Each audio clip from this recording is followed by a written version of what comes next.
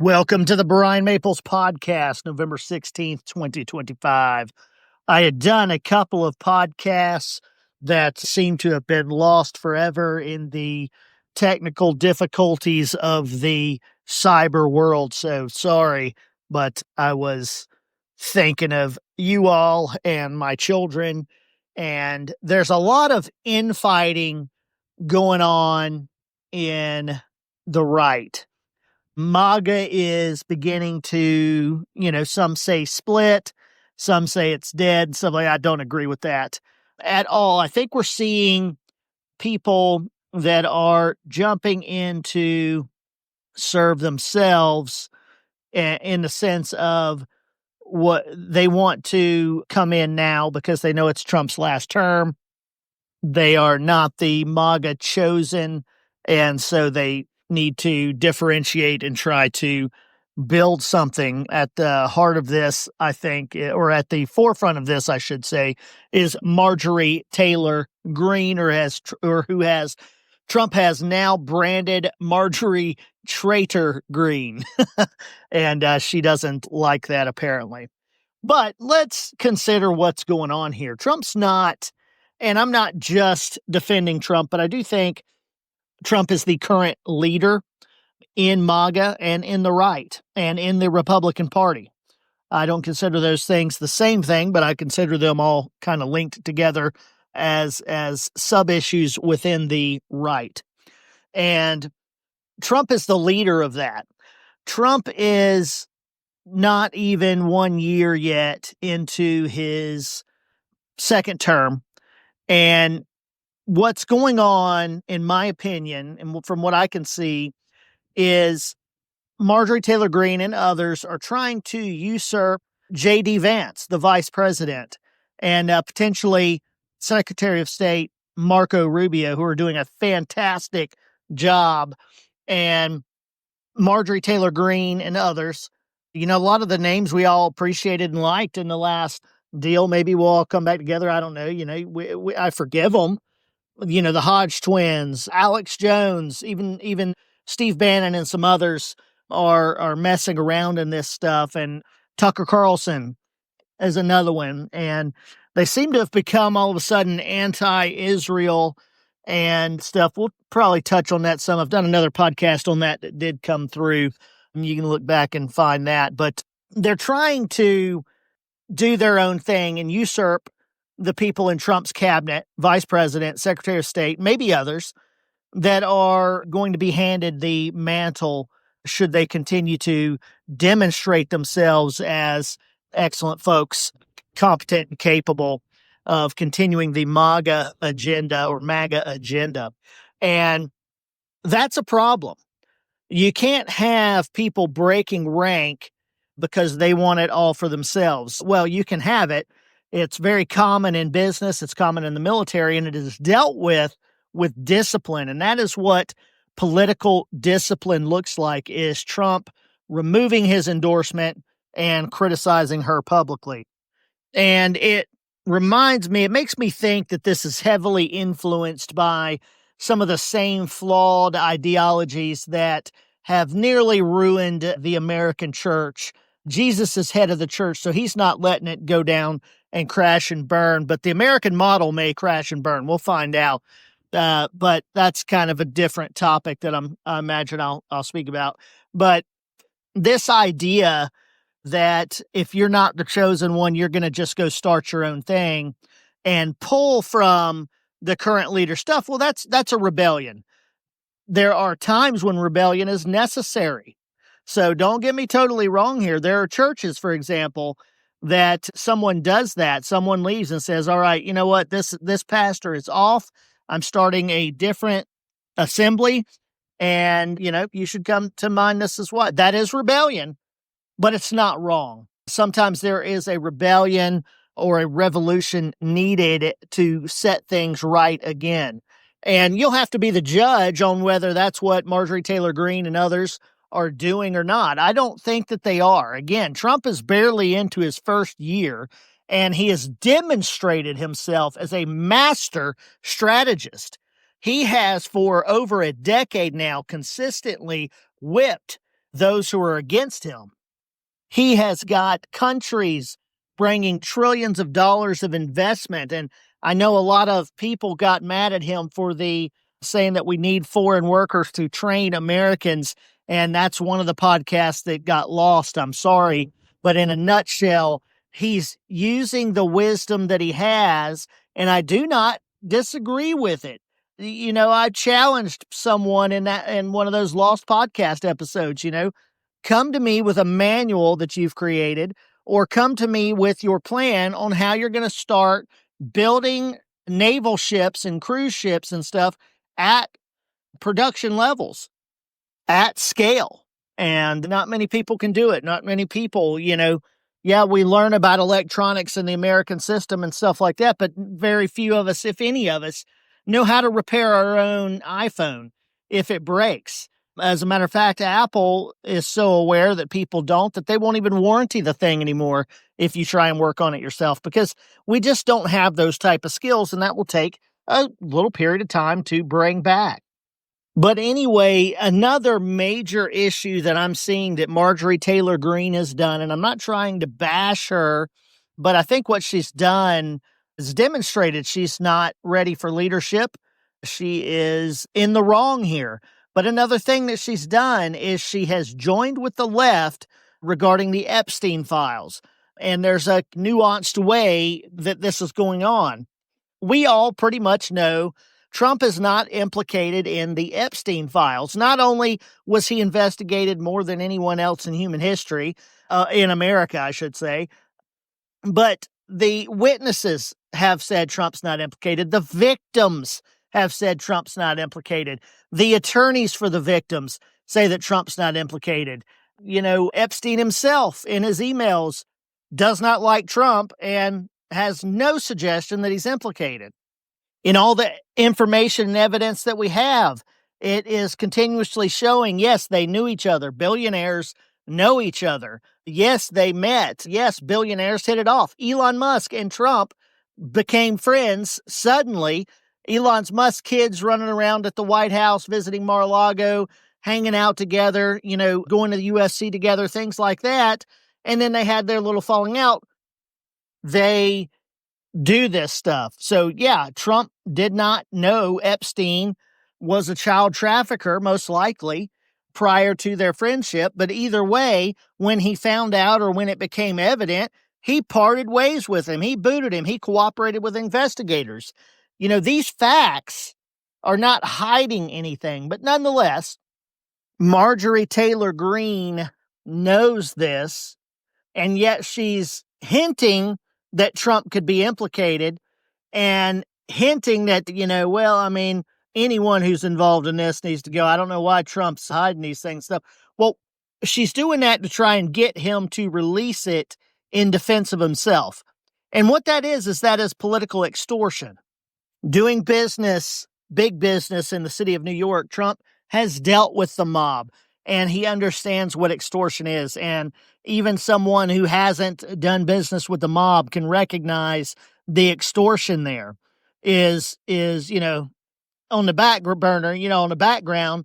I know you're not implicated, but I'm going to make it look like you are until you release these files. Well, that's probably not the best strategy, is to twist a strong man's arm. But that's what she did. What is she going to do with the Prince of Saudi Arabia? Do the same thing if she wants to be, some political big dog? That stuff's not going to work. She's demonstrated incompetence, I think, based on the extortion and then the self-serving, I'm going to start my own movement and, try and create a situation where now your VP can't just focus on his job. He's got to worry about me. I think that has earned her the title Marjorie Traitor Green. Mr. Alex Jones came out and somewhat in defense of Marjorie Taylor Greene, saying we shouldn't be doing this. We should be focused on this stuff. Trump should just basically, I gathered from what he said, he didn't say that verbatim. He didn't say that. I'm not quoting him or trying to even paraphrase him. This is the essence of what I heard him say is, we should kind of just let Marjorie Taylor Greene do that stuff. It's not a big deal. We should be targeting AOC and Ma'am Danny and stuff like that. Well, Alex Jones is a super intelligent person. And he knows as well that Marjorie Taylor Greene should be the one going after them. If she wanted to increase in her political career or advance in her political career, she should be targeting those things and serving America rather than this new stupid movement that's just seeking power. Classic politics, classic politician move. It's time for her to move on to other things in her life. God bless her and stuff, but we want term limits. It's time for her. Her limit has been reached. Some will reach their limit faster than others, and we can see that here. A lot of the news places, a lot of the stuff on X have all these people, bashing Trump, and it was very anti-Semitic and very anti-Israel. I've got a podcast on how Israel is not always right, nor is Satan. Yet the angel Michael said, "The Lord rebuke you," to Satan. He did not rebuke Satan himself because God created Lucifer, and that's between God and him. Just like Israel's wickedness is between Israel and God, we are not to come in and curse that nation. Their blessing still remains, and that's 400 years prior to the law. That's not the Old Testament law, the Mosaic law. The Old Testament can confuse people because it's not just the law, it's actually multiple testaments, multiple covenants. Abraham had a different covenant 400 years prior to the Mosaic law that came. It's not all the same. But nonetheless, I talk about that in a previous podcast that I believe is available. So I'm trying not to get off on too far off subject here. This distilling of the MAGA movement is probably a good thing. It's rather decent time. We're still very early into Trump's time in office here, and there's a lot of time to deal with this stuff. And one of the things that we'll have to deal with is, the self-serving, the wrong, and the wicked are going to have, I'm not calling them wicked, I'm saying, and the wicked will need to be exposed if this thing is to be cleansed. You don't want to put people like that back in office. Look how quickly Marjorie Traitor Greene is going to the leftist shows, The View, CNN, and stuff, and even I just read apologizing for the way that she was and stuff like that. She's gotten into the woke Christianity, and they are quick to call themselves Christians who do not support Israel, which is an oxymoron according to Paul in Romans chapters 9 through chapter 11. So that woke Christianity has also got to go. This idea, I like how Elon Musk termed it, of a suicidal empathy, where you are just, trying to serve someone so much that I'm just going to give up my family and everyone else in doing so. That's not long-term thinking. That's not wisdom. Yes, we are called to love, not to kiss everyone's ass. We are certainly not called to love Satan. We are not called to love evil. We are not called to love his movements and the wicked things that he does. When you take your love for people and you put it on the murderers and the rapists of those people, you're a pervert. You're perverting love and the biblical way of love. It's not some unconditional love evil all the time. The Bible specifically says in the New Testament, love what is good, hate what is evil. And so when I look out here at my child, my future children playing and growing up, I would really like for them to have a good place of freedom to exist and grow and learn and raise their children as well. Should they choose, or should anyone choose, to go out as a missionary apostle and save people or bring the great news of Jesus to people, I am totally fine with that. And I think that that is worth reverence and respect. But to be forced into that is just plain stupid. to give up the largest military force in the world, multifaceted military force in the world, to give it up to Satan is a complete and utter dereliction of Christian duty. It is a complete and total failure mindset. I have care and concern for the church of Jesus in the earth, the collective believers, and it bothers me deeply when I hear the foolishness that is propagated from inexperienced quote unquote leaders in the churches. And it bothers me when I see churches lifting up indoctrination degrees above people who actually know and walk with God. They care more about whether you speak sweetly than if you can heal the sick and see God actually answer prayers rather than make excuses constantly for God on why he doesn't do anything. I even heard some of these so-called Christians say, it's not going to change anything but pray. That's our duty. Wow. The fact that that mindset exists and is acceptable in the church is heresy, and it is so telling of the condition of many churches. There's many good churches, don't get me wrong.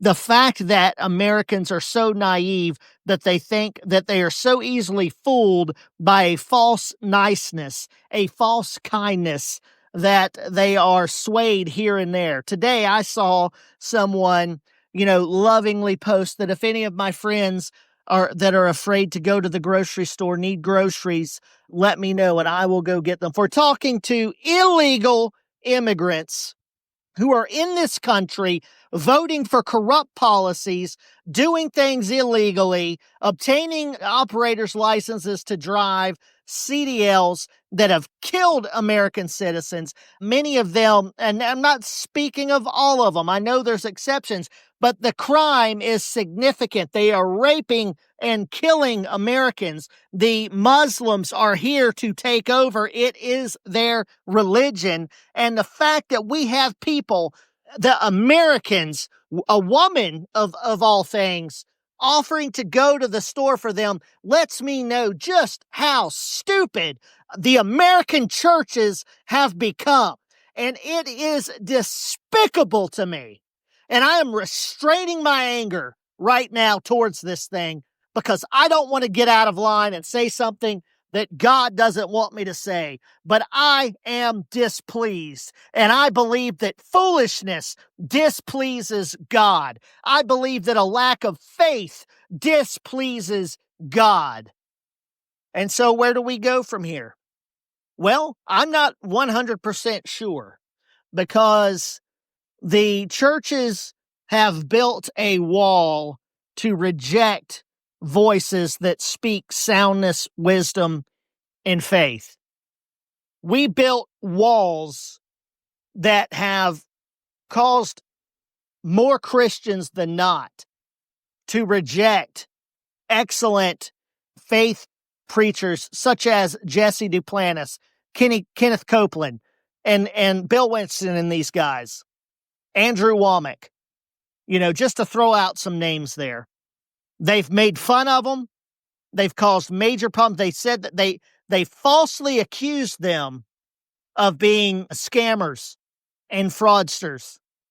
And now in a time when the U.S. economy is struggling, they're looking to man-made solutions and not God because they've rejected God's way of prosperity. They are screaming about healthcare because the churches have rejected God's way of healthcare. And some of them won't even talk about it, but I'm going to get off of just bashing right now. But I say that to say, I don't know which way it's going to go. If evil has worked its way in to where it can now have victory because our populace is too stupid, then, I'm going to prosper. My family's going to prosper under whatever system and regime happen in the name of Jesus. Or the walls are going to come down and there's going to be revival and reformation. God can do it either way. I don't know which way he's going to do just yet. I have my hopes, but I don't have a sure word on that because, unlike many have been taught in their churches, God relies on man in the earth to cooperate with him. Mankind can choose to not do God's will. The whole idea that, well, God's will is going to happen either way, his superseding will is because it is law. But whether America makes it or not, it's going to require cooperation from man, from humans.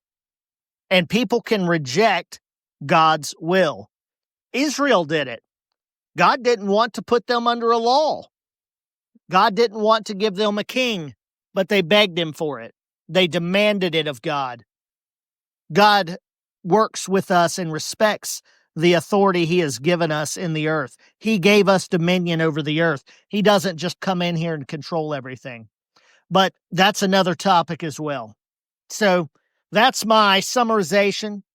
That's certainly not all the facts and evidence I have. That's a brief overview because I wanted to speak something to what's going on right now, what we're seeing right now.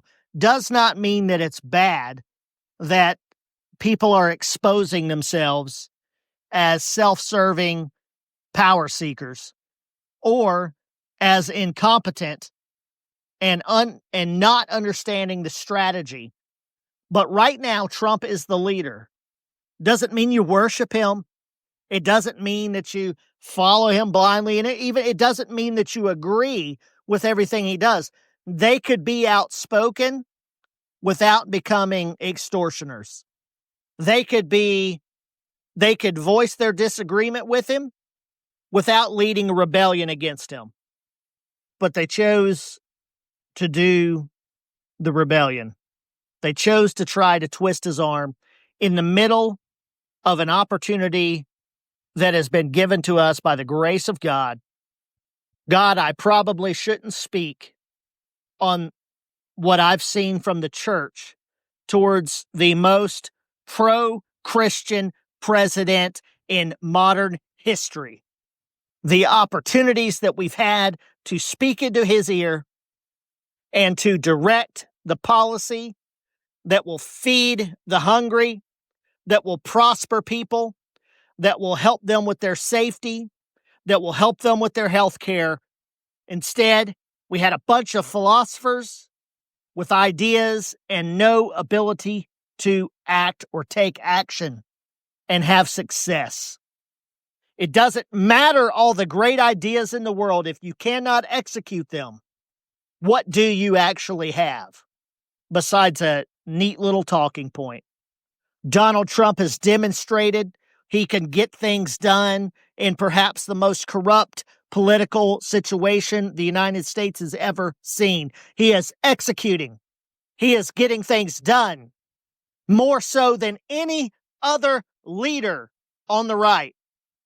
And yet we want to magnify and hound the couple of things that we disagree with, and we don't even know what his end game is. Foolish and despicable. That's my thoughts on it. Thanks for listening. Bryan Maples Podcast.